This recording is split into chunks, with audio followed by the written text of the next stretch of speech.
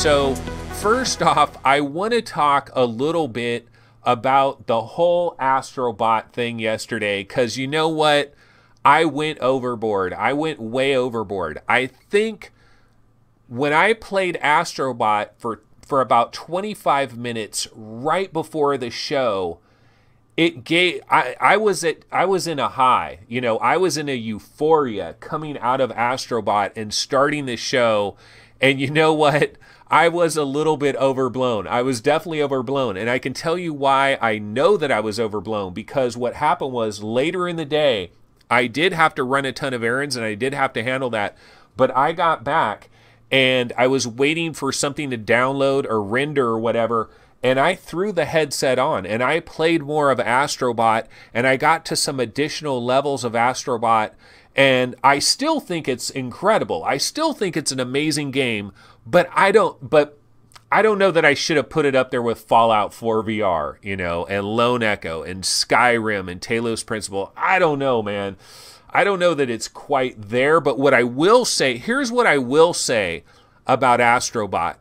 It is a top 5, absolutely top 5 PlayStation VR game. It's probably the best PlayStation VR game, but I could see somebody putting it up there with Wipeout VR, with Resident Evil 7, with Skyrim VR on PlayStation VR, and Astro Bot, and there might be one other one I'm missing that I can't remember right now, but basically it's in the Firewall 0 Hour. Firewall 0 Hour. So Firewall, Wipeout, Skyrim, Astro Bot, those are the top 5 PlayStation VR games, and I do feel like Astro Bot absolutely is a top 5 PlayStation VR game, quite possibly the best PlayStation VR game. I still love it. Oh my god, man.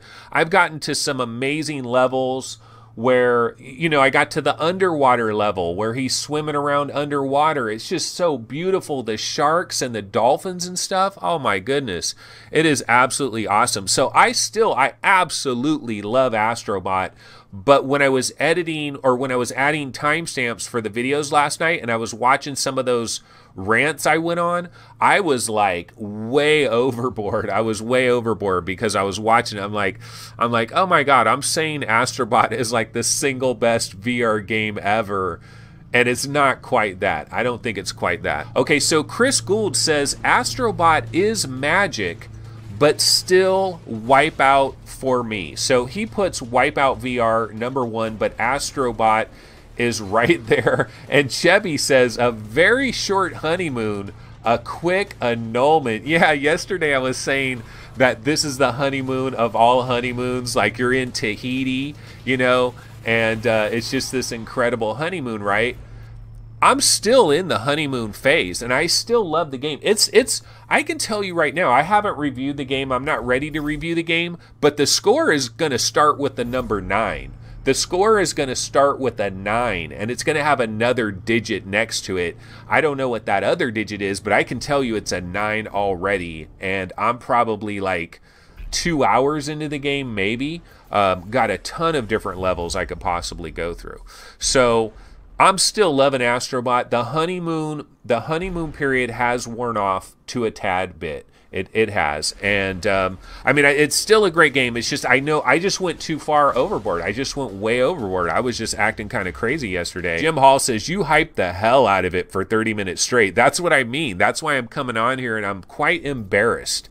I'm as embarrassed as Jeremy Horowitz was embarrassed for a number of days there. And then I was saying, dude, we owe Jeremy Horowitz an apology. Maybe we don't. I don't know. It's hard to say. It's really one of those things. But I guess this is just an example on video for how hyped you can get for something, you know, and then you can kind of come back down to earth a little bit. I think what it is those first 20 minutes in Astro Bot, I was in that construction level. And that construction level just looks so freaking good. Those of you guys in chat that have played the construction level, tell me, What's up with that? Because I'm saying the construction level is beautiful. Maybe the music in the construction level as well. Something was just so magical about that construction level. And that's just what I came out of. That's exactly what I came out of right when I did the show. And so I was just on that euphoria. And as I continue to play it, the thing that sets in, the reality that does set in, is this reality that this is awesome, but I kind of know what it is. I kind of know what it is. It's still a 3D platformer. It's still very much like a Ratchet and Clank, a Spyro, a Super Mario 64. It's a 3D platformer that has been taken to a completely other level in VR. Really has been taken to a completely other level in VR, because some of the gameplay aspects is really cool in this game. They take your controller, they have these boxes that you'll encounter. I got to that level. I got to the beach. How beautiful and sunny, and the sunshine of the beach. That level is really cool right there. I was in that level with the vines. It's kind of Jack and the Beanstalk basically, and there's a number of these plants. And you have to use your controller. You use your controller to spray water at some of these plants, and then it causes the plants to grow or to open up or to do something. I did this level too, where you go underwater. So adorable, so cute. Just absolutely wonderful. You know, a beautiful thing. And then whenever you finish a level, you take Astro Bot and you flick him back and you try to shoot him through these rings to get some extra points. It's very Mario-like. This has all the polish. You know that Nintendo magic that everybody talks about, where people talk about, like, Nintendo and Disney are these two companies that have this special kind of magic that you can't describe. And Disney has it, and Nintendo has it. But when you play this game, you feel a similar kind of magic as far as that goes. Okay, so here's spoilers. If anybody is going to play Astro Bot in the very, very near future and you have not gotten to the level where he starts swimming, here is a major spoiler, because this is one of the most adorable, cutest moments of the game so far. But those of you that played Astro Bot, oh man, you know exactly what I'm talking about. Okay, so when he first starts swimming, he's underwater. It's straight Super Mario World. You know, it's straight Super Mario Brothers 3, like the little guy underwater and you tap it, and he's swimming, right? Well, you have him swim up above you, and then let him fall into your face. Just let him crash right into your face. And it is so freaking adorable what happens after that. Man, just a lot of magical stuff that they're doing here with Astro Bot. One of the other big things that happened yesterday was this major update for In Death. And you guys know, like, if you've watched this show for any amount of time, you know how much I'm into In Death. I love In Death. I call this the gamer's game. It is such a gamer's game because it's all about the mechanics. It's all about playability. This is a game like, you know how they call it Twitch gameplay on like Pancake style? But this is Twitch VR gameplay, because just the way you use your bow, the way you line your bow up, how much height you give it, how much of a pull you give on it, just how you use your bow, how you move around, how you use your teleporting shard, it is so incredibly critical. And In Death is such a gamer's game. And so when I heard that it's, you know, it's coming out of early access, it has this major update and all this stuff. So I went into In Death last night. I didn't notice anything special. I really didn't notice anything special. Like there was nothing that stood out to me about the game. Now, maybe I didn't play it long enough. Maybe I randomly didn't have certain things generated that would have shown me some slightly different stuff. I mean, it was basically like, what I'm trying to say here is I played it yesterday and I didn't notice any real difference from when I played it maybe 4 months ago. I didn't see like these tiles on the ground there. Like I didn't see anything that looked like that. I didn't have any flying enemies that came at me. And I played for a while. I survived for a while. You know how there's the leaderboard, right, for In Death? I was in like 256 or something. I came in at 256 on my first play. I survived for a long, long time before dying. And, you know, I wasn't in the top 10, I wasn't in the top 20, top 100, but there's thousands of people on there, and I hit 256. It says VR Game Rankings, 256, something like that. But I didn't see anything new, really. Like, I didn't get the crossbow, but maybe, I don't know, maybe I'm kind of wondering, like, was there some special patch that didn't download for some reason? Do I need to delete In Death and re-download it? I don't feel like I'm playing this out of early access version. It seemed exactly the same. It was really fun. I had a great time. In Death is a great game, period, but didn't notice much of a difference there. Okay, you know what? I have seen this. I have seen the Cybershoes thing. And I really haven't commented on this or like talked about this or gotten hyped on it or anything like that. And the reality with this Cybershoes thing, for me personally, like this kind of product, I know it's kind of cool. And I'm sure in certain circumstances, and you know, you have a swivel chair like that with nothing anywhere and you're using these shoes, I can see how it makes a lot of sense for certain things. But for me, I stand up. Like the whole point of VR for me is standing up and having my feet on the ground. Like this doesn't provide any kind of a solution to me. I know that for people that don't care about standing up and they don't care about the immersion, they just want it. Like, there's plenty of people. There's people that will play Fallout 4 VR sitting down in a chair or Skyrim sitting down in a chair. And to me, that is the most bizarro thing ever. It's like, I want to be completely surrounded by a world. I want to be inside a world, and I want to stand up. So sitting down doesn't make any sense. The only games I'm ever going to play sitting down are like cockpit style games where you're supposed to be sitting down, and then you don't really need. So I don't get this. This doesn't, like, I would never want to play Arizona Sunshine like that. Now, there's people out there that they don't give a damn. They don't need to stand up. That maybe they stand up for a while, but they really don't need to stand up anymore after that. And I can see how this works. I mean, you can see people playing Skyrim and all this stuff.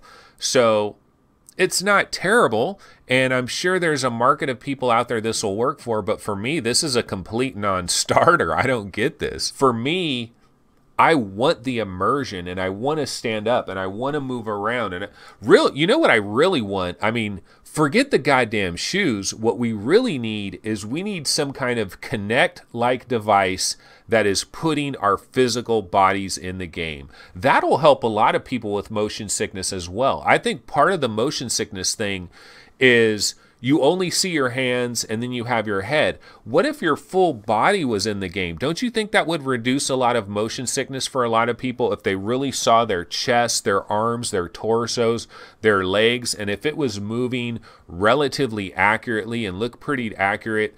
I don't know, this idea of sitting down doesn't work for me. So that is Drunkn Bar Fight, the Halloween version.